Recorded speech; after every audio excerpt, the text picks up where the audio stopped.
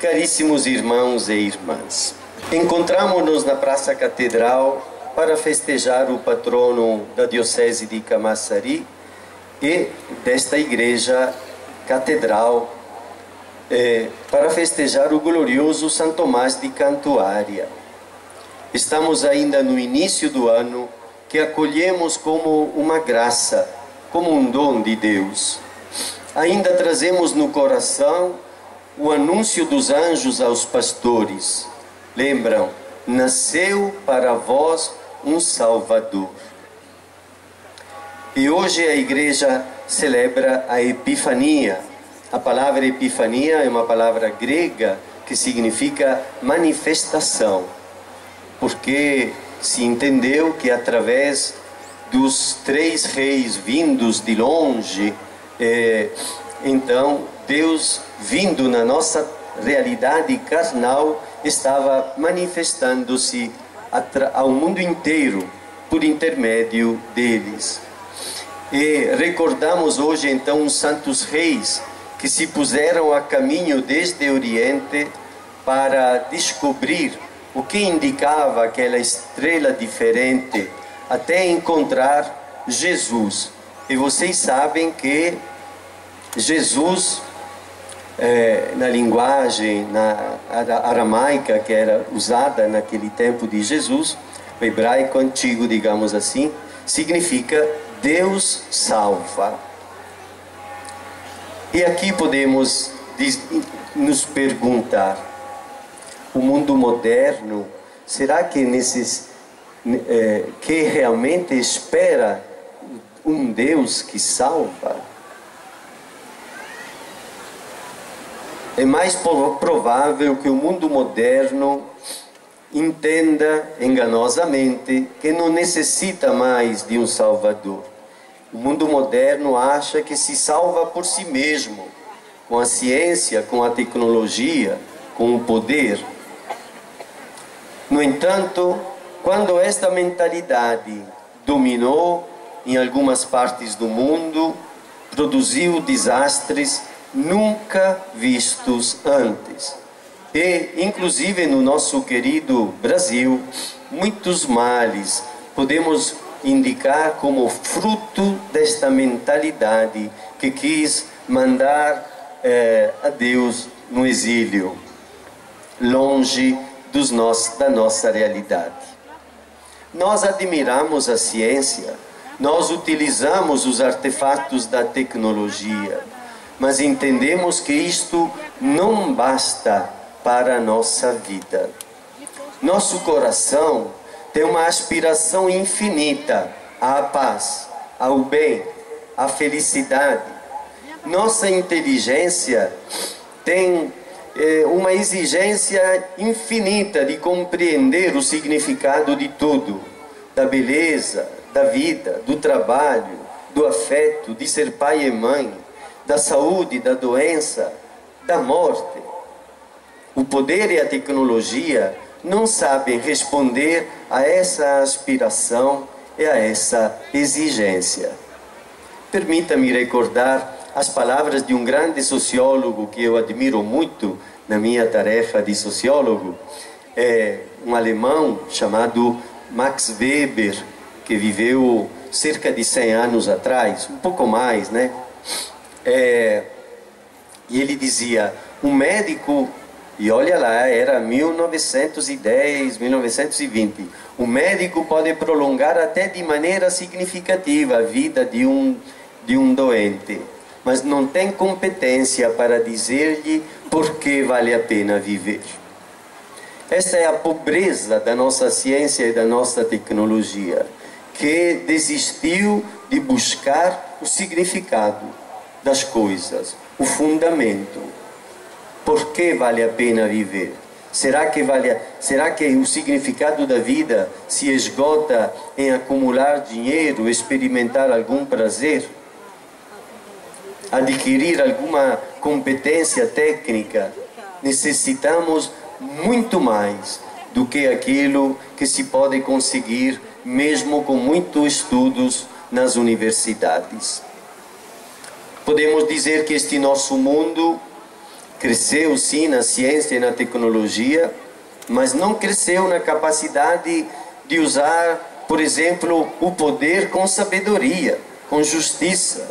Não cresceu na responsabilidade moral, na capacidade de construir um desenvolvimento sustentável, na capacidade de conviver em paz. Despertam-se assim forças destruidoras do bem, da paz, da dignidade. Jesus é o Salvador, sim, e nós necessitamos dele, sim.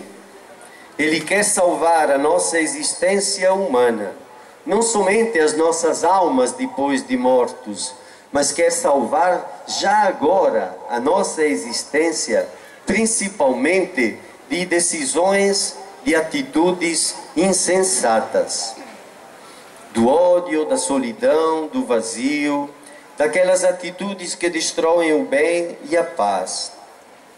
E o Senhor se doa a nós para que vivamos com equilíbrio, justiça e piedade, conforme o seu desígnio de amor.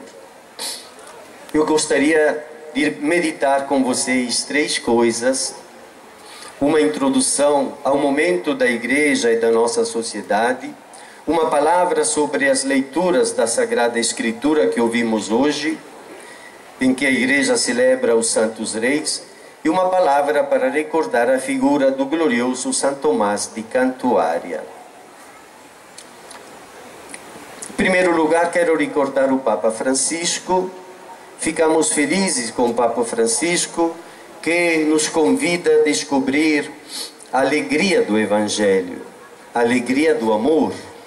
Estou citando documentos dele, em que nos convida a descobrir como a vida pode encontrar beleza e alegria quando encontra Jesus e, através do seu Evangelho, sua presença entre nós. Nestes últimos tempos, o Papa Francisco tem convidado a acolher os mais pobres entre os pobres, os migrantes, os refugiados, os que fogem de situações de conflito. O convite vale também para todos nós, para que tenhamos um coração aberto para acolher os sofredores de nossa terra. E a Igreja no Brasil, a CNBB, nos convida, através da campanha da fraternidade, que vai começar logo depois do Carnaval, a refletir sobre o tema fraternidade e superação da violência, recordando as palavras do evangelista Mateus, quando diz: vós sois todos irmãos.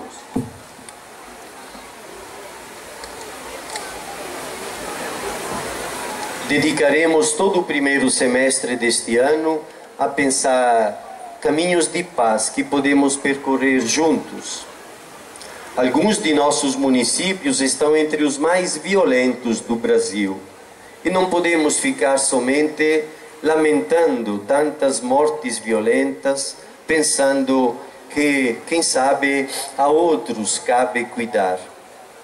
Promover a paz será o nosso empenho maior, procurando desarmar os ânimos e conquistar a capacidade de acolher, de perdoar, de valorizar as outras pessoas.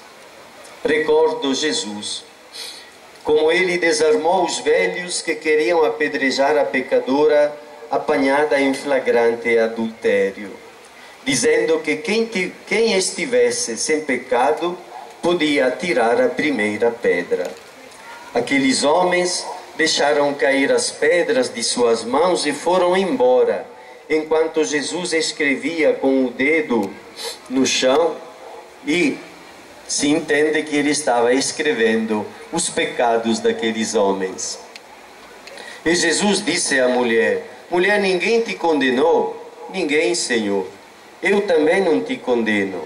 Vá e não peques mais. Nós necessitamos reencontrar esta compaixão e esta misericórdia que restitui plenitude à vida, podendo inaugurar uma nova etapa. Até mesmo quem tinha se perdido como aquela senhora surpreendida em flagrante adultério. Precisamos aprender a desmanchar a agressividade, a desarmar os ânimos antes que a violência exploda de forma destruidora, respeitando o outro na sua maneira de ser, na sua dignidade humana, na sua liberdade, a começar da integridade física que deve ser respeitada. Ainda uma palavra sobre este nosso tempo, que foi definido como a época da pós-verdade. Eu fico impressionado com a facilidade com a qual são veiculadas mentiras grosseiras através das redes sociais, que acabam envenenando os ânimos, favorecendo um clima de animosidade e de agressividade. Jesus, no Evangelho de São João, diz que a mentira vem do diabo, porque ele é mentiroso e pai da mentira. Espero que ninguém queira agir como seu colaborador, caindo em suas armadilhas.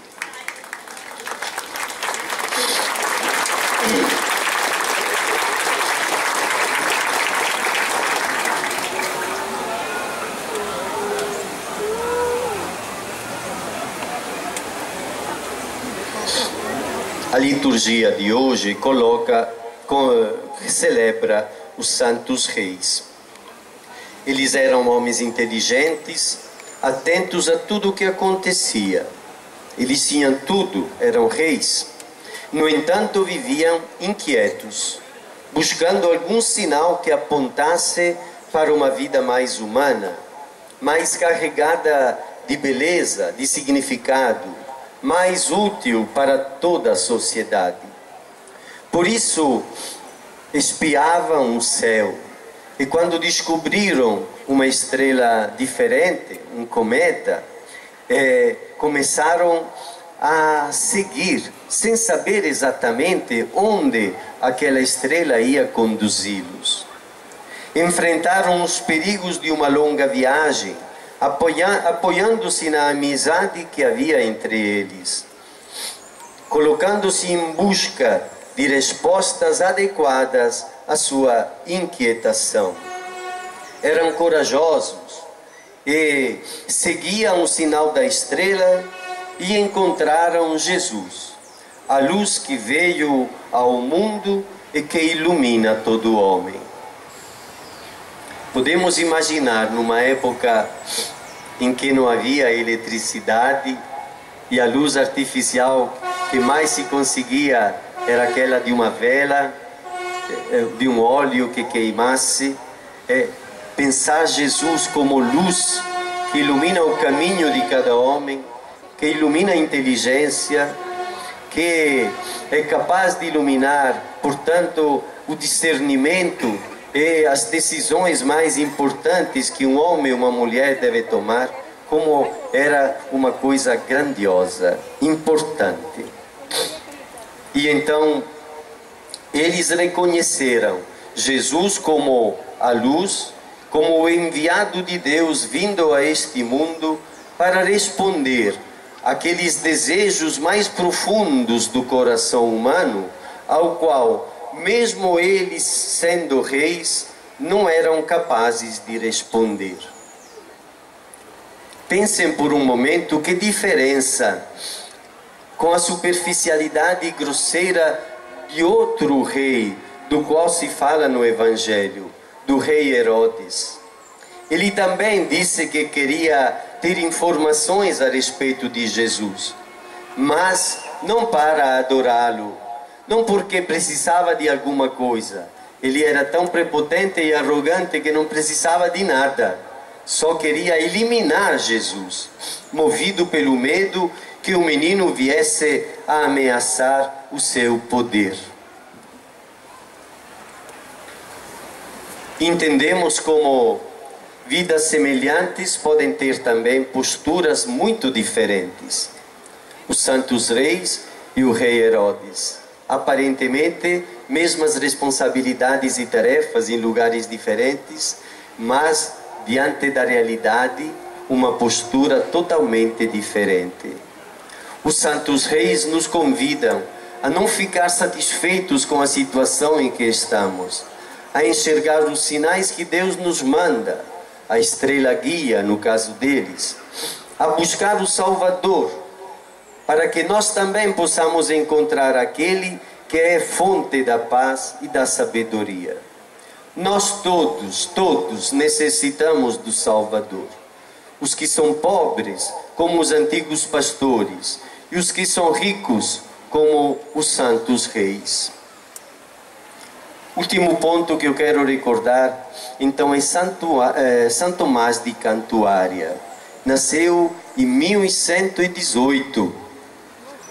Daqui a um ano, neste ano, podemos recordar os 900 anos do nascimento dele.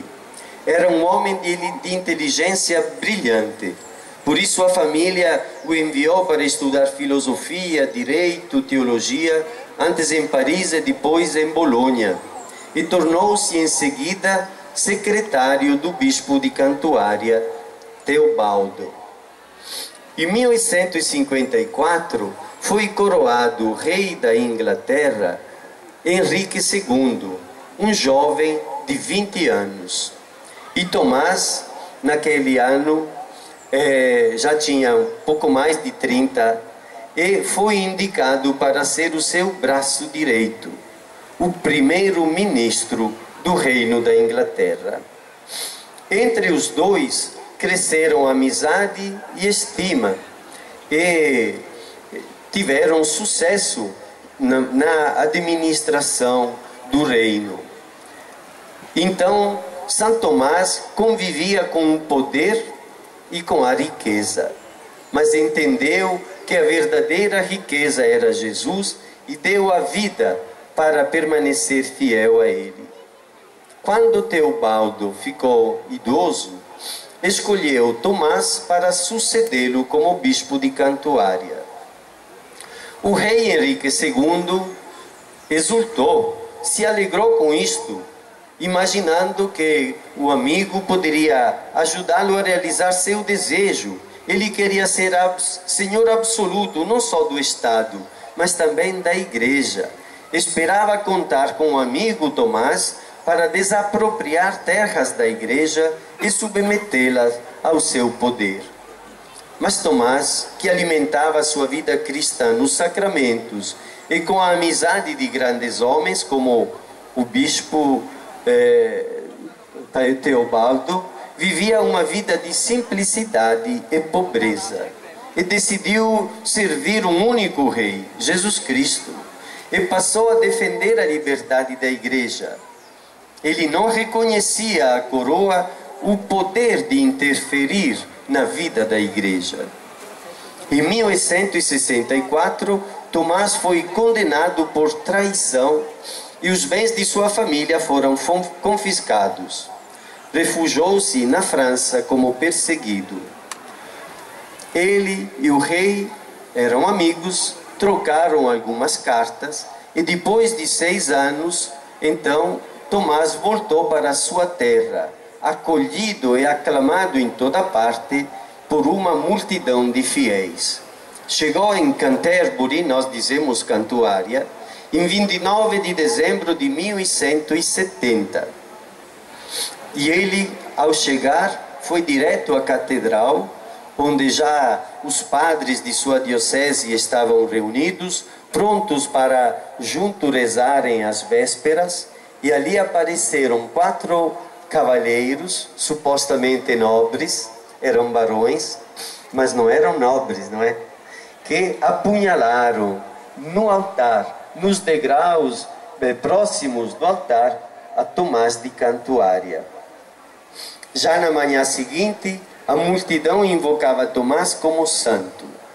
O lugar do martírio tornou-se meta de grande peregrinação e veneração popular, verificando-se numerosas curas e milagres. 3 anos depois, ele foi proclamado santo. São Tomás de Cantuária é um homem que prezou a fidelidade a Deus e à Igreja, mais do que o apego ao poder e às riquezas. e derramou seu sangue para que a Igreja continuasse livre. Ele é para nós um modelo de vida cristã e o intercessor junto a Deus para que nos socorra em nossas necessidades e tribulações. Neste início de ano, estamos carregados das melhores esperanças. Estamos aqui para pedir a Deus que o desenvolvimento se consolide e voltem muitos novos empregos, que os índices de violência possam regredir pelo empenho de cada um na construção da paz, que os interesses de grupos, mesmo legítimos, sejam defendidos sem ameaçar a segurança do povo, que a luta política para consolidar a democracia seja conduzida nos limites da justiça e da verdade, evitando prejudicar o bem comum e a paz. Para isso, é necessário que cada um faça a sua parte. E para isso é necessário que as pessoas cultivem um horizonte religioso que transcenda o interesse imediato, buscando a realização do desígnio de Deus, o seu reino de fraternidade e de paz. Eu entendo que este é o momento para renovar a nossa aliança com Deus, para acolher de novo os 10 mandamentos, para retomar o hábito de rezar. A maior alegria, a admiração, a satisfação na vida, a gratidão florescem no encontro com Jesus. Ele venceu o mal e a morte. Ele quer doar a nós esta potência divina. Este é o significado do batismo, o primeiro dos sacramentos, e de toda a vida da Igreja.